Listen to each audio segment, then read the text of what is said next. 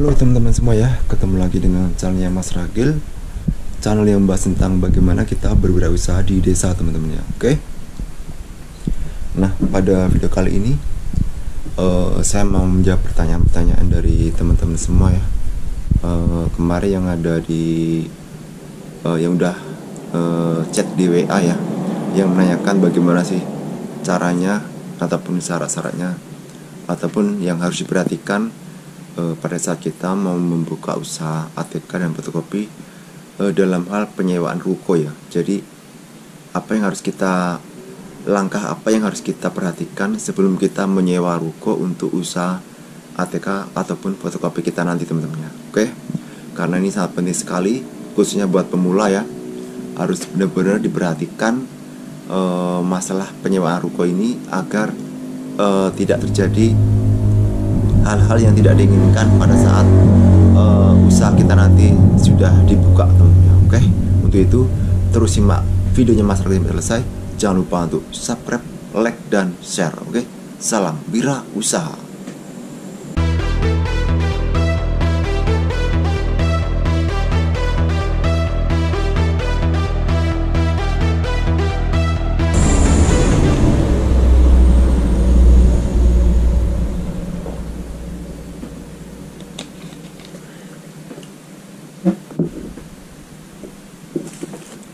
Nah, teman-teman semua ya, seperti yang saya sudah jelaskan di awal tadi bahwasannya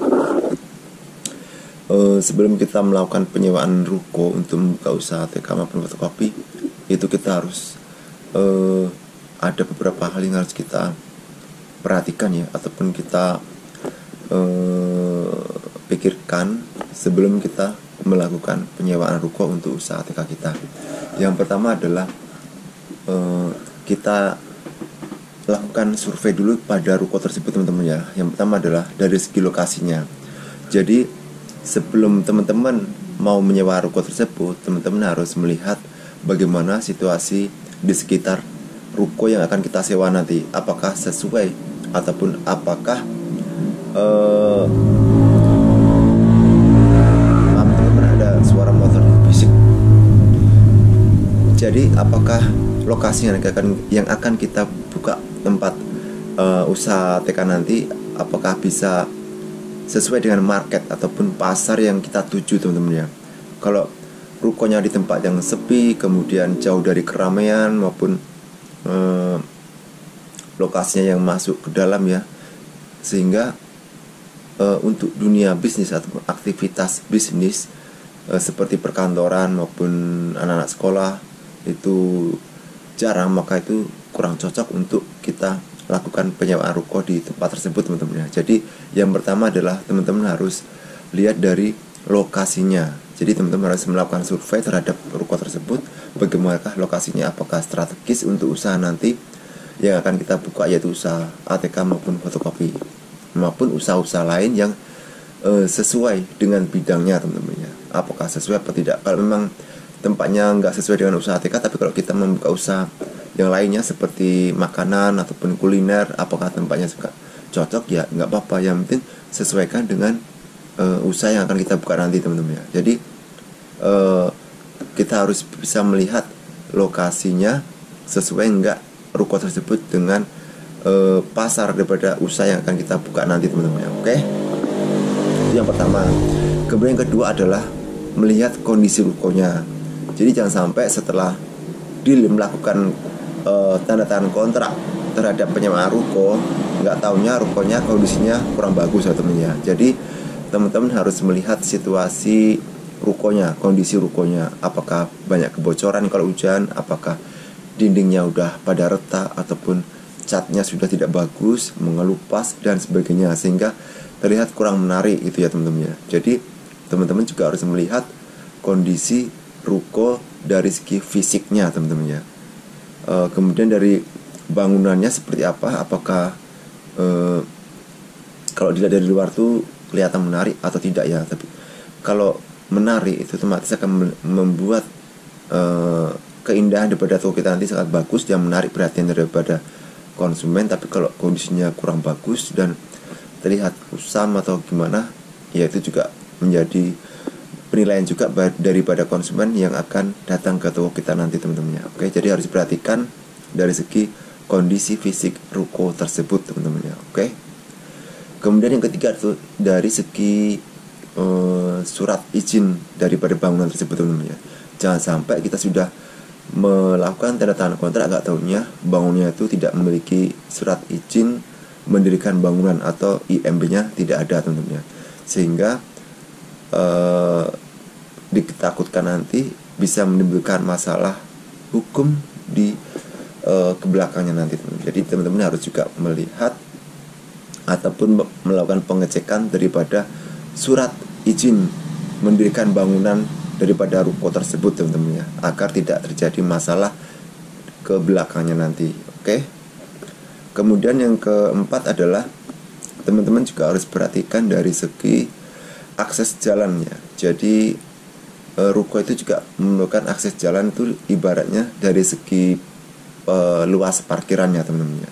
Apakah parkirannya itu sangat bagus, ataukah nggak ada tempat parkirnya, ataukah akses jalannya sangat buruk, berlubang dan sebagainya.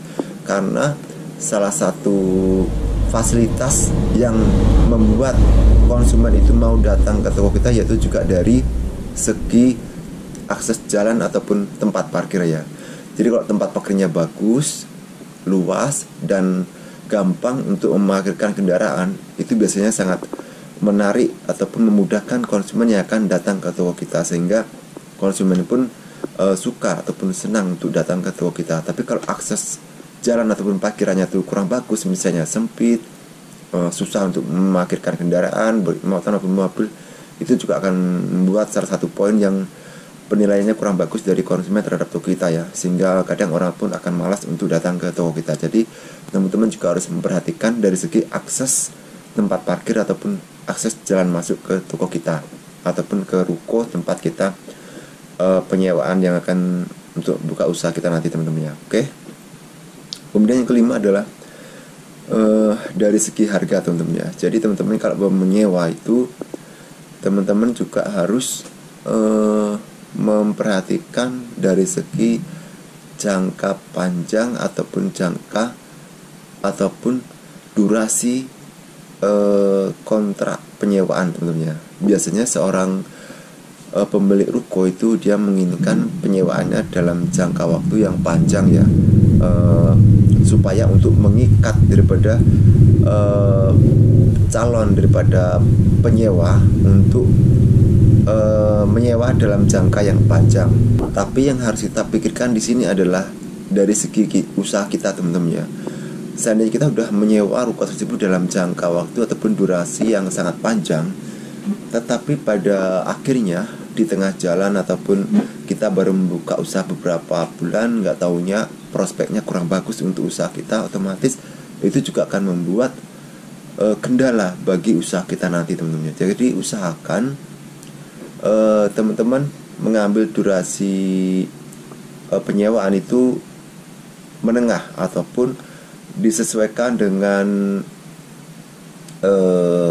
target ataupun perkiraan teman-teman. Apakah seandainya usaha nanti berjalan itu bisa berlanjut, tetapi kalau usahanya itu kurang bagus ataupun kurang cocok di tempat tersebut, teman-teman bisa mengambil langkah untuk berpindah ke lokasi lain teman-teman ya. Karena memang sangat sulit untuk menentukan pasar yang benar-benar sesuai dengan yang kita inginkan ya. Seandainya kita awal kita berpikiran memang itulah targetnya di situ, tetapi kenyataannya berbeda dengan yang kita perkirakan, otomatis itu juga akan membuat kendala bagi usaha kita ya. Karena kalau kita udah terlanjur menyewa dengan durasi yang panjang dan usaha kita tidak berjalan dengan lancar, maka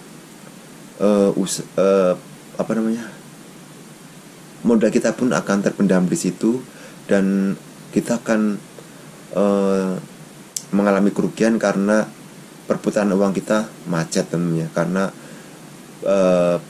barang kita tuh perputarannya kurang cepat karena kita membuka usaha tersebut di tempat yang kurang tepat. Jadi teman-teman harus benar-benar memperhatikan beberapa hal tersebut ya, dalam hal untuk melakukan penyewaan ataupun tempat usaha yang akan kita buka nanti teman-teman.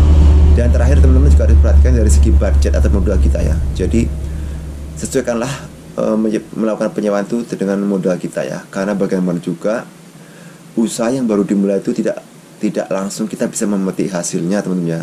Perlu proses, butuh proses untuk menyesuaikan diri dengan usaha yang baru kita buka ya. Namanya usaha baru buka itu otomatis biasanya tidak langsung mendapatkan penghasilan ataupun keuntungannya tidak bisa langsung kita gunakan untuk kebutuhan sehari-hari ya. Tetapi bagaimana kita membuat ataupun mendapatkan keuntungan tersebut menggunakannya untuk membalikkan modal yang sudah kita gunakan untuk membuka usaha tersebut ya. Baik itu dari untuk modal penyewaan ruko, untuk modal beli barang maupun dan sebagainya teman-teman. Jadi pendapatan kita dapatkan dari memulai membuka usaha ini tidak bisa langsung kita nikmati untuk